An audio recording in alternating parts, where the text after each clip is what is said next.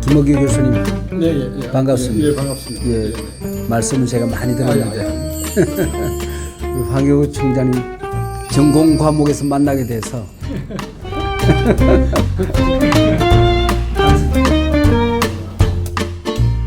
그 나부터 캠페인은 제가 CBS 이사장 때에 종교개혁 500주년을 목전에 두고 루트의 종교개혁 현지 깔뱅의 종교개혁 그 현장을 갔었습니다. 그리고 우리 이사들이 뭔가 해야 되지 않겠나. 그리고 돌아와서 논의하는 가운데 마침 박종화 이사장이 저랑 친분 관계가 깊어서 둘이 의논을 했죠.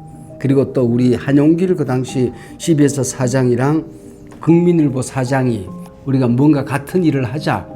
그리고 이제 시민운동을 시작해야 되지 않겠나. 공개 모집을 해서 만든 게 나부터 땡땡 캠페인이었습니다.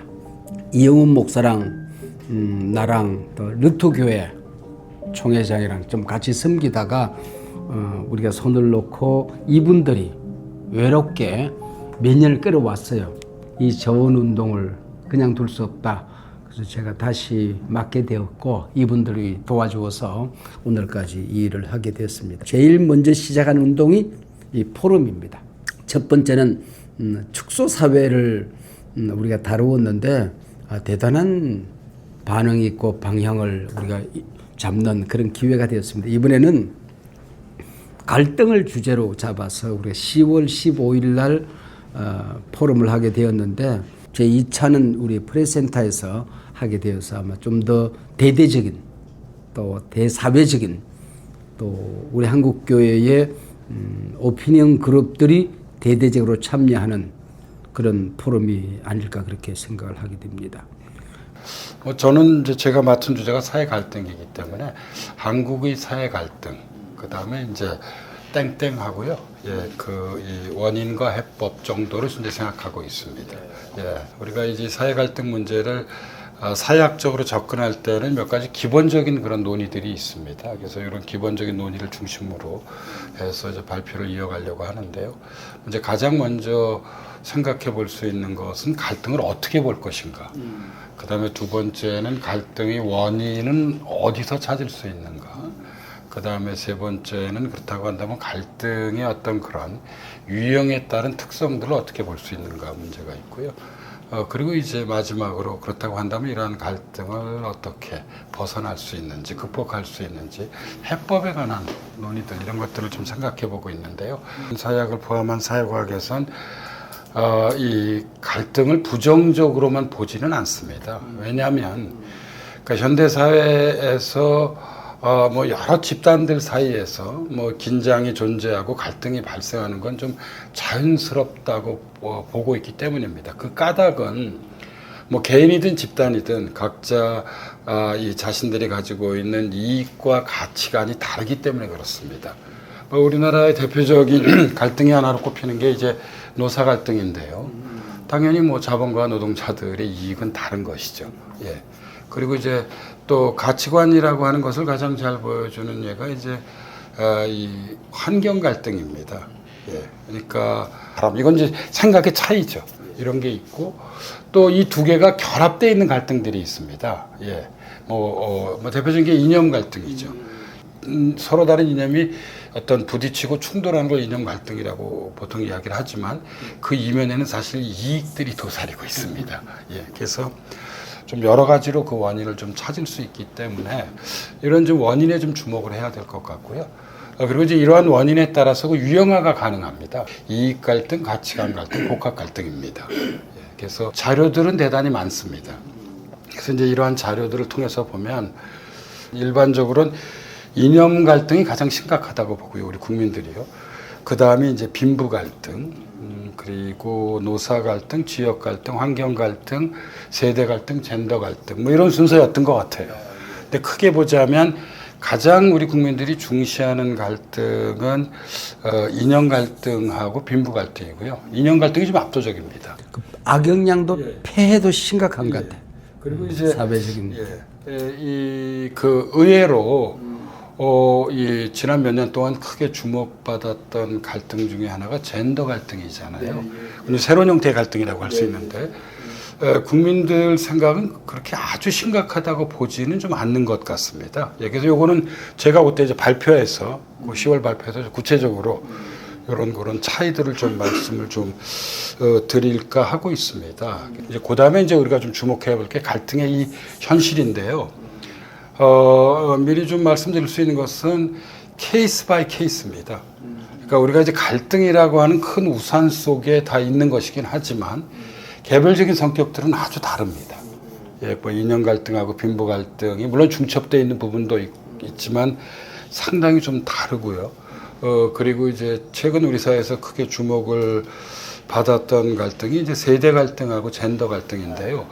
요것도 또 좀 뭐 인연 갈등이나 빈부 갈등하고 또 다른 양상을 보여주고 있습니다.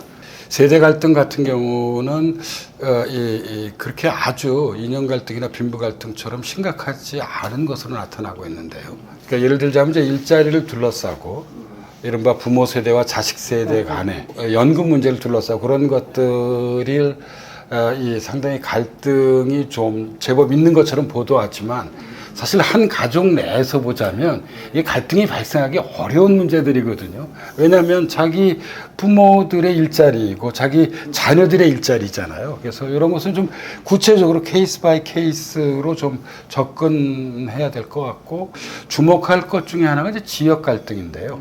그러니까 지역 갈등 같은 경우에는 과거에는 우리가 이제 영호남 갈등을 많이 얘기했잖아요. 근데 요즘의 지역 갈등은 그 수도권과 비수도권, 그러니까 중앙과 지방의 갈등입니다. 그래서 중앙과 지방의 갈등이 상당한 수준에 올라와 있다는 점. 그리고 사실상 여기에는 여러 가지 이제 다른 그런 이제 뭐 요인들이 좀 결합되어 있죠. 예를 들자면 뭐 부동산 문제를 포함해서 정치학에서 다루는 갈등 중에 하나가 정치 갈등입니다. 근데 이 갈등은 이제 그 인연 갈등하고 직접적으로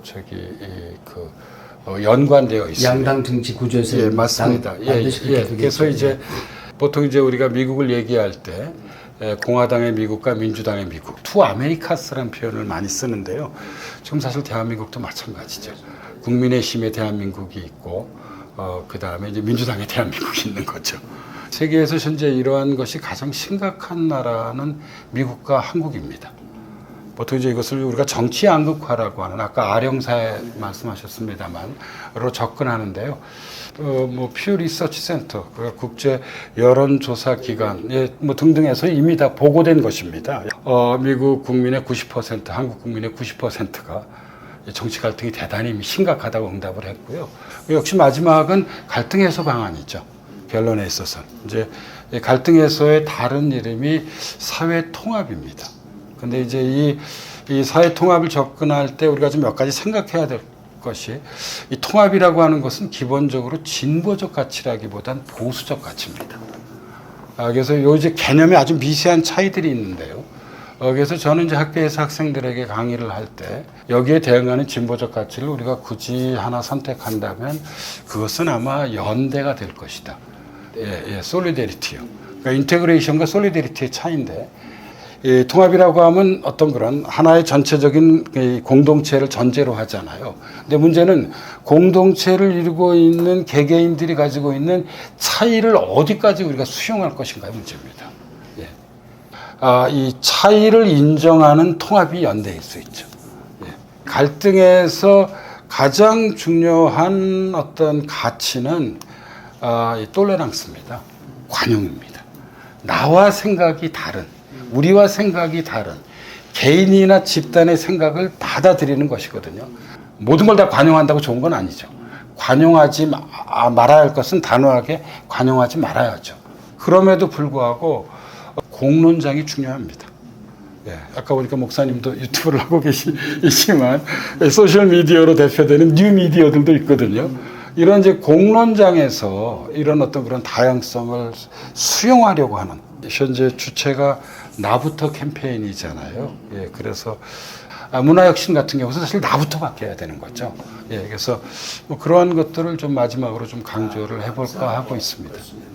우리가 나아가야 될 방향까지 우리 포럼의 방향뿐만 아니라 우리 낙캠 또 우리 사회가 나아갈 방향까지 대략 그림을 그리는 그런 짧은 시간인데 정리가 됩니다. 아닙니다.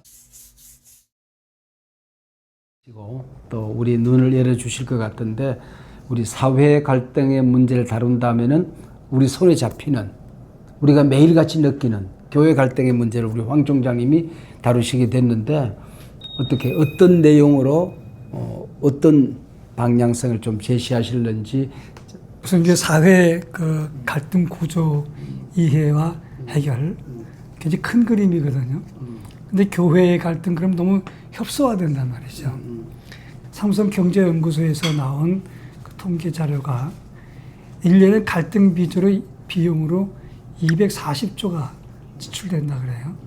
GDP의 27%라 그럽니다. 그러니까 갈등이 심각한 거예요, 우리 사회에. 돈 벌어도 다 갈등 처리로 쓰고 있고.